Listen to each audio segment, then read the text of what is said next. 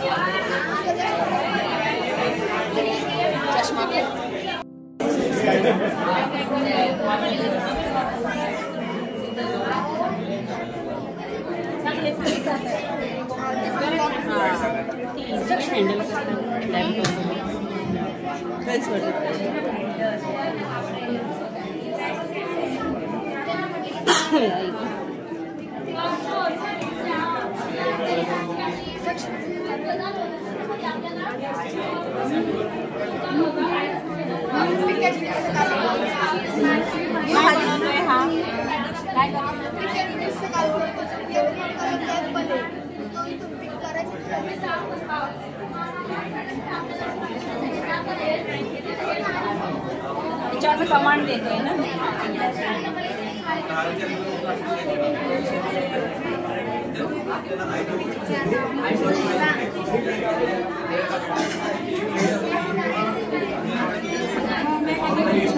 आपण इथून कमांड देतो.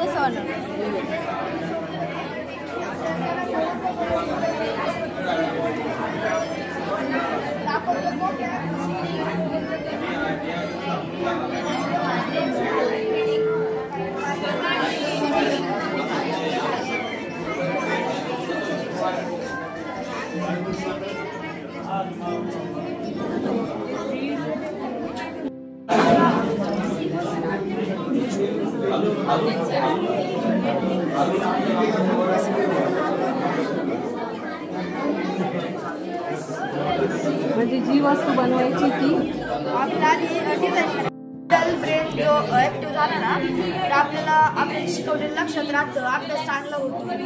त्यासाठी हे गेम.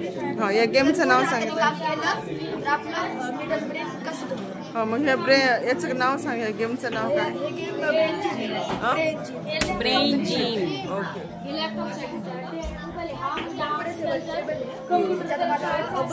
कंटाळा आला तर आपण तिथून त्याला खाली पण वरती पण देऊ शकतो, खाली पण देऊ शकतो. अच्छा, तिथून करून दाखव ना. चला इकडे चला.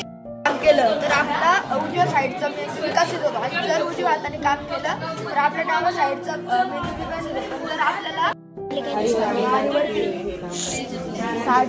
साडीवरती गोंड लावतो. म्हणजे कौशल्याधिष्ठित शिक्षण.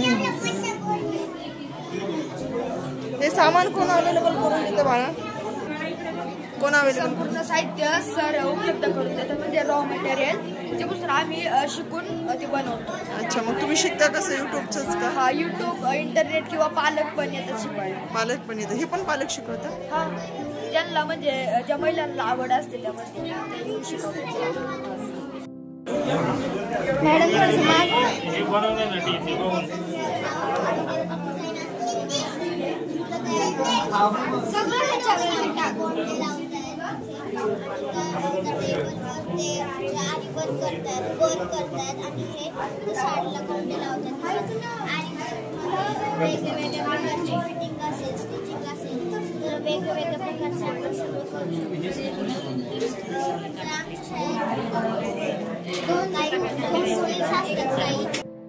वेगवेगळ्या पेपर जर लोकदा केलेला ह्या पुट्ट्यावर टाकला तर त्याच्यावर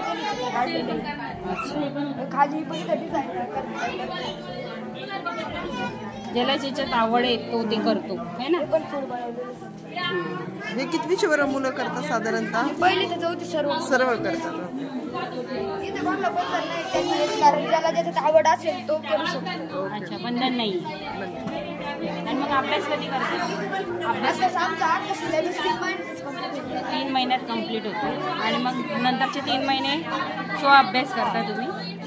म्हणजे तिथून पुढे जेवढे महिने उरलेले असतात तेवढे स्किल वेगवेगळ्या गोष्टी ते बघतो.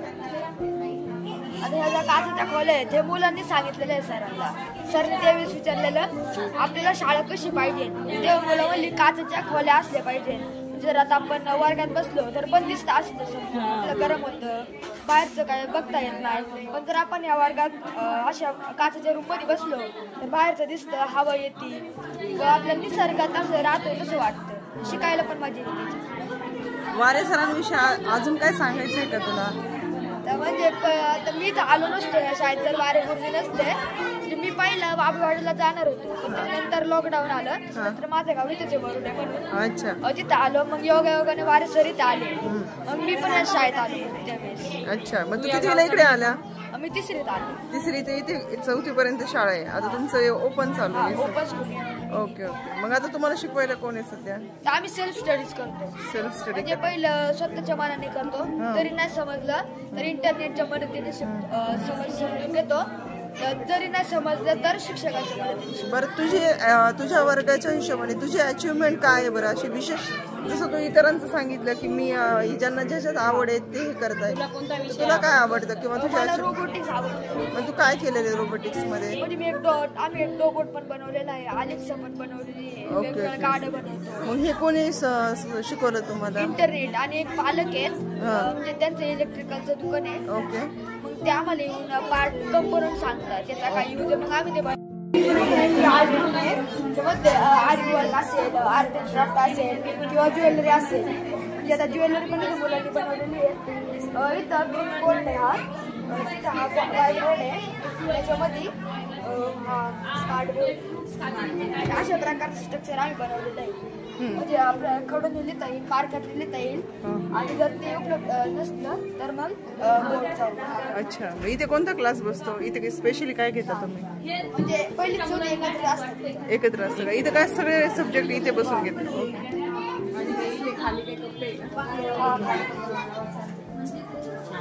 छान. कमी जागेत भरपूर ऍडजस्ट. हा.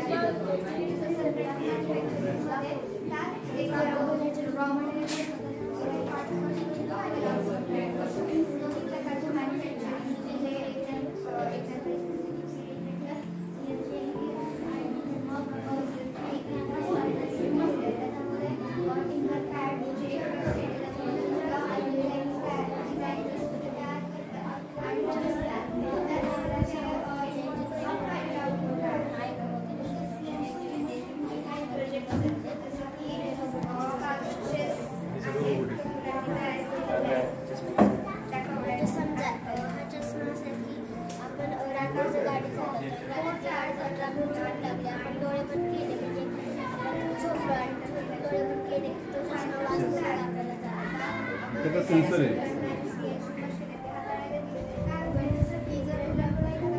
प्राणी विज्ञान मुलांना खूप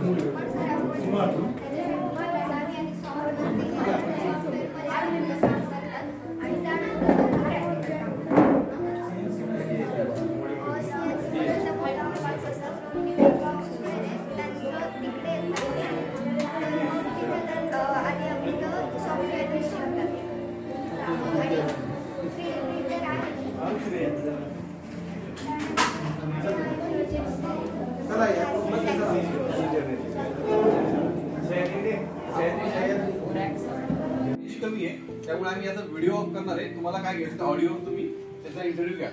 आणि इंटरव्ह्यू पॅनलने जवळपास तासभर त्याचा इंटरव्ह्यू घेतला आणि इंटरव्ह्यू पॅनल शेवटच्या क्षणाला असं म्हणतो वारे सरना की कुठल्याही परिस्थितीत हा व्यक्ती आमच्या कंपनीमध्ये हवा आहे आणि तो आमच्या कंपनीला पाहिजे म्हणजे पाहिजे. त्याचा सल्लागार होणं आम्हाला गरज आहे. तुम्ही त्याला अजिबात आम्ही त्याला म्हणणार नाही तुम्ही काही करा पण त्याला आमच्या कंपनीत ठेवा. आणि मग ते म्हणजे ठीक आहे तुम्हाला आम्ही ठेवायला हरकत नाही, देतो आम्ही तुम्हाला, पण तुम्ही एकदा तुमचा व्हिडिओ चालू करा. व्हिडिओ चालू केल्यानंतर तो मुलगा होता 12वीला फक्त. आता म्हणजे 12चा 18 वर्षाचा मुलगा आहे, पण त्या 18 वर्षाच्या मुलाला सल्लागार म्हणून एका कंपनीने स्वतःकडे ठेवून घेतलं, हायर केलं.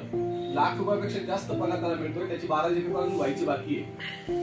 हा जो कॉन्फिडन्स आहे हा कॉन्फिडन्स कुठून आला तर या सगळ्या तंत्रज्ञानातून मिळत गेला. म्हणून तंत्रज्ञानाचा वापर जर शिक्षणामध्ये झाला, फक्त त्याला योग्य मार्गाने योग्य वेळेने जर तुम्ही येऊन ठेवता आलं तर निश्चितपणे आपल्याला या तंत्रज्ञानाचा वापर करता येईल. आणि आशुतोष काल जेव्हा बसतो तिथे अतुल काका चव्हाण होते किंवा वारे सर होते किंवा तत्सम तंत्रज्ञ होती, त्यांच्यासोबत तो बसताना एवढा कॉन्फिडन्स नाही बसला. कारण जेव्हा माणसाकडे ज्ञान असतं आणि जेव्हा तुम्हाला माहिती असते एखाद्या विषयाबद्दल तेव्हा तुम्ही निश्चितपणे त्या आत्मविश्वासाने पोरांना बोलू शकता आणि त्या आत्मविश्वासाचं बळ सुद्धा तुम्ही मुलांना देऊ शकता.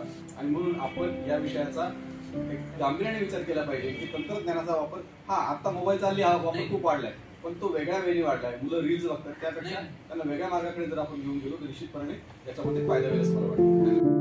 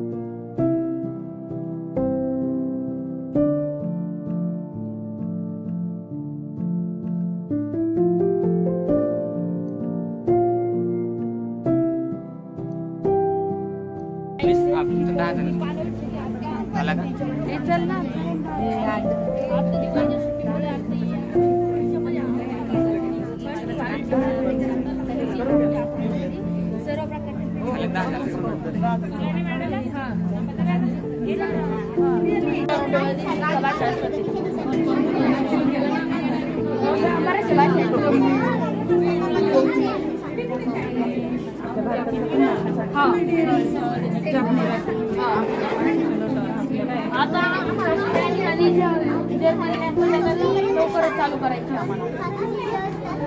आता शिक्षक